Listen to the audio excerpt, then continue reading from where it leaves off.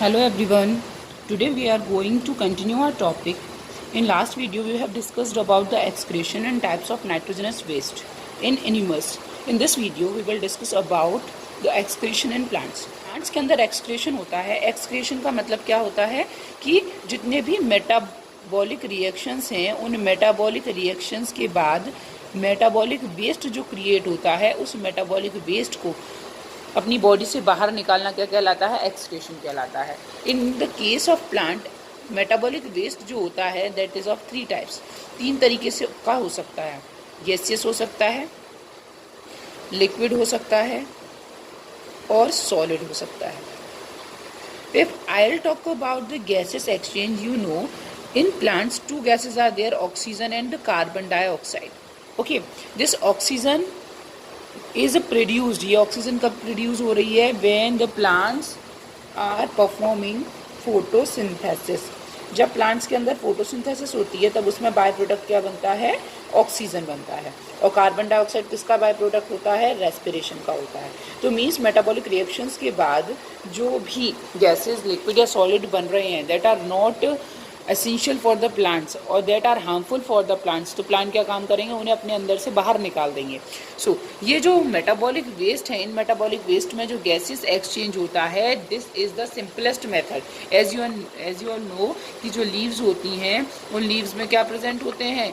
Stomata present होते हैं. And by the help of the stomata that are present on the surface of leaves क्या होता है? Exchange of gases हो जाता है. इसी के साथ साथ क्या होता है? जो भी वाटर होता है इसमें ट्रांसपिरेशन जो प्रोसेस होती है by the process of transpiration. Okay, so transpiration process क्या है? Transpiration is a process in which water is removed by the surface of stomata. Stomata की सरफेस से वाटर के साथ साथ क्या होता है? गैसेस एक्सचेंज भी हो जाता है. So this is about the gaseous waste कैसे निकला, एक्सक्रीशन कैसे हुआ. अब सॉलिड वेस्ट की अगर हम बात करते हैं तो सॉलिड वेस्ट में क्या काम करते हैं? एज यू नो जो प्लांट्स हैं उन प्लांट्स के अंदर क्या प्रेजेंट होती हैं? वैक्यूल्स प्रेजेंट होती हैं. These vacuoles are called as a store room of the cell. These are called as the store room of the cell. Store room में क्या किया जाता है? स्टोर किया जाता है.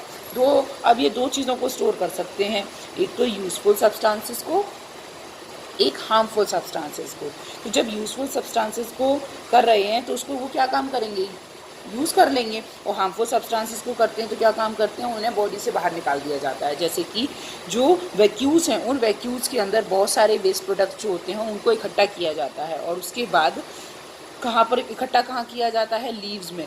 जो लीव्स जो हैं प्लांट की जो लीव्स होती हैं वो क्या काम करती हैं? इस वेस्ट को क्या करती हैं? कलेक्ट करती हैं. उसके साथ साथ जो फ्रूट्स होते हैं उनके अंदर भी क्या होता है? ये वेस्ट कलेक्ट होता है. और आपको पता है जब फ्रूट जो होते हैं जब क्या हो जाती है? राइपनिंग हो जाती है, राइप हो जाते हैं तो उसके बाद गिर जाते हैं. तो जब गिर गए तो क्या हुआ? उसके साथ साथ जो उसका एक्सक्रीटिव प्रोडक्ट है वो भी बाहर निकल गया. डू यू नो कि लेमन के अंदर जो सिट्रिक एसिड है और एप्पल के अंदर जो मैलिक एसिड है, these both are the excretory products.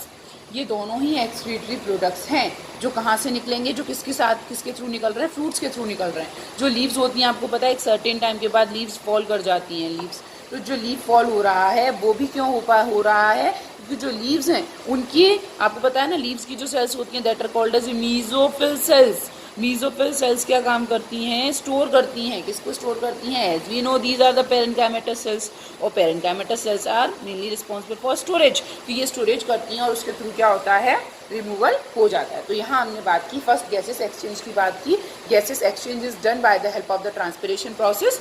और उसके साथ साथ एक्स्ट्रा अमाउंट ऑफ वाटर जो होता है that are not usable for the plant that is also be remove. Okay, second हमने किसकी बात की? हमने बात की सॉलिड सब्सटेंसेस की, जिसमें मैंने बताया कि प्लांट जो वैक्यूल्स होती हैं उन वैक्यूल्स के अंदर स्टोर कर लेती हैं. और स्टोर करने के बाद लीव्स में कहाँ पर स्टोर करती हैं? लीव्स में या फ्रूट्स में स्टोर करती हैं. और लीव्स और फ्रूट्स जब फॉल हो जाते हैं, जैसे फ्रूट जब राइप होने के बाद गिरते हैं, जैसे कि लेमन के अंदर सिट्रिक एसिड और एप्पल के अंदर मैलिक एसिड जो है वो उसके एग्जाम्पल है एक्सक्रीटिव प्रोडक्ट का. ऐसे लीव फॉल्स जो होती हैं तो लीव फॉल्स में क्या होता है? जो वेस्ट होते हैं उनके साथ वो गिर जाते हैं. एक और इम्पॉर्टेंट टर्म है that is new for you that are रेपाइट्स.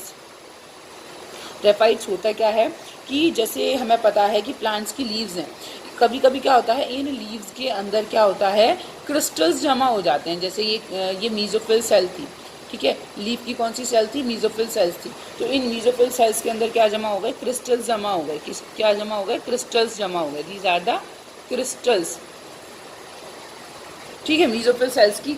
और कहाँ पे जमा हुए, जो इनकी वैक्यूल्स हैं, उन वैक्यूल्स के अंदर क्या जमा हो गया, क्रिस्टल्स जमा हो गए। ये क्रिस्टल्स किसके होते हैं, या तो ये कैल्शियम कार्बोनेट, और these are the crystal of calcium oxalate, या तो कैल्शियम कार्बोनेट या कैल्शियम ऑक्जेलेट के क्रिस्टल्स होते हैं, जो कहाँ इकट्ठे हो जाते हैं, जो मीजोफिल सेल्स में, लीव्स की मीजोफिल सेल्स के किस पार्ट में, वैक्यूल्स पार्ट्स में इकट्ठे हो जाते हैं। और जब ये क्रिस्टल्स बन जाते हैं तो इन स्ट्रक्चर्स को क्या बोला जाता है, रेफाइड्स बोला जाता है। So this is about the gaseous waste and the solid waste. Now we will talk about the liquid waste. जो अपने जो प्लांट्स हैं ना, वो प्लांट्स क्या काम करते हैं, बायोकेमिकल्स बनाते हैं। प्लांट्स क्या प्रोड्यूस कर रहे हैं, बायोकेमिकल्स बना रहे हैं, different type of biochemicals produce कर रहे हैं अपनी बॉडी में, ठीक।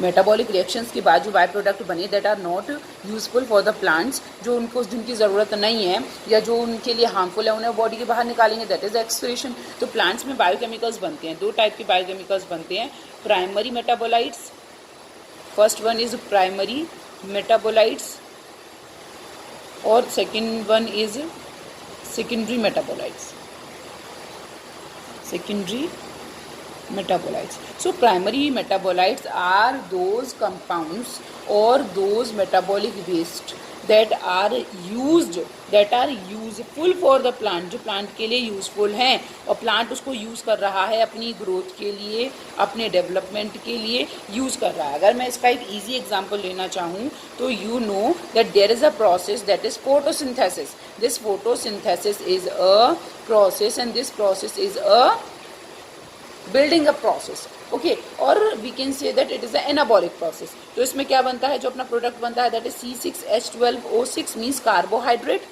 ये मेटाबॉलिक रिएक्शंस के बाद ही तो बना, मेटाबॉलिक प्रोडक्ट ही तो है। तो ये जो मेटाबॉलिक प्रोडक्ट है, इस मेटाबॉलिक प्रोडक्ट को मैं क्या बोलूँगी, प्राइमरी मेटाबोलाइट बोलूँगी, क्योंकि प्लांट के लिए एक ऐसा है, यूजफुल है और प्लांट इसको यूज़ करेगा, किसके लिए यूज़ करेगा, अपनी एक्टिविटीज़ के लिए, अपनी ग्रोथ के लिए, अपने डेवलपमेंट के लिए यूज़ करेगा।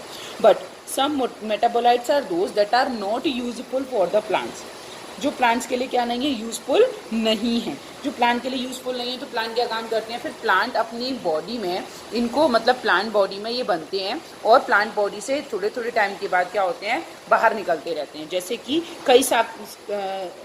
इसके कई सारे हैं, टाइप्स हैं, जैसे कि first one is alkaloids, gums, resins, latex. These all are the type of the secondary metabolites. So इनके एग्जाम्पल लेते हैं, उसके थ्रू इनको समझने की कोशिश करते हैं। Like first one is alkaloids.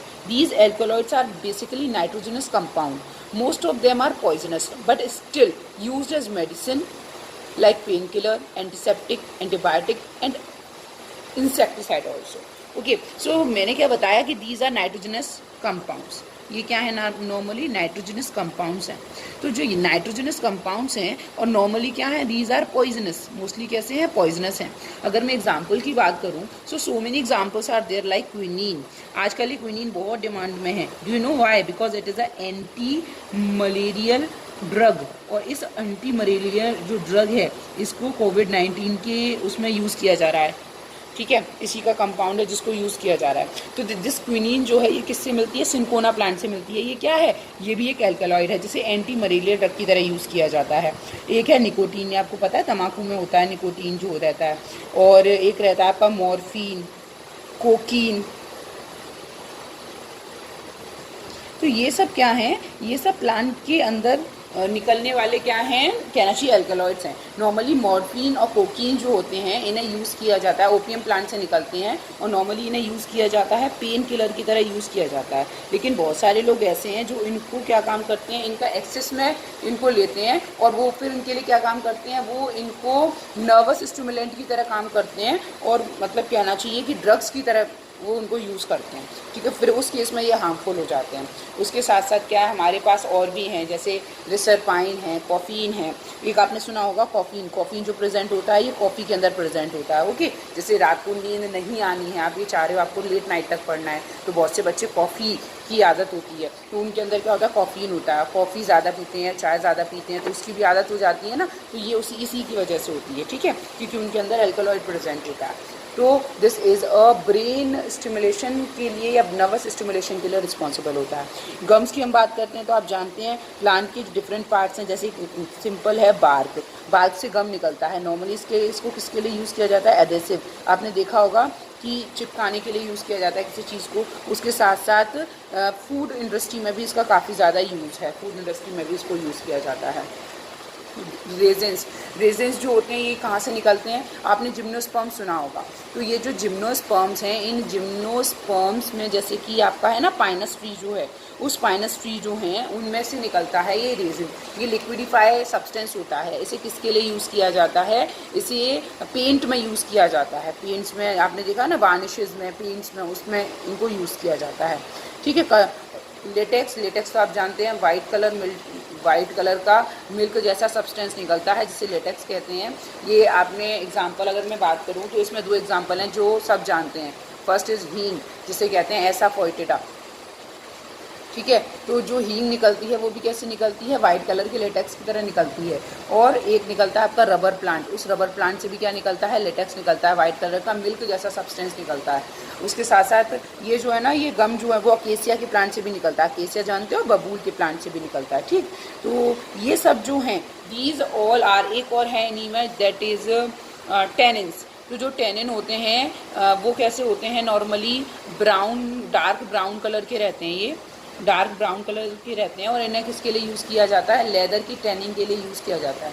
Leather tanning means leather को कलर करने के लिए यूज़ किया जाता है। तो ये क्या है, these all are secondary metabolites. और हैं क्या ये सब प्लांट के अंदर बने हुए मेटाबॉलिक वेस्ट हैं। तो सेकेंडरी मेटाबोलाइट्स में कौन से हैं, एल्कलॉइड्स हैं, गम्स, रेजिन्स, लेटेक्स, टेनिन, ये सब क्या है, ये सेकेंडरी मेटाबोलाइट्स में आते हैं। तो इन ऑल हमें ये समझ में आया कि जो प्लांट्स हैं, और हाँ एक और है मेन, अभी रिसर्चेस से और ये भी पता चला है कि जो अपने रूट्स हैं ना, वो रूट्स भी क्या काम करती हैं, ये रूट्स भी क्या काम करते हैं, एक्सक्रीट करते हैं।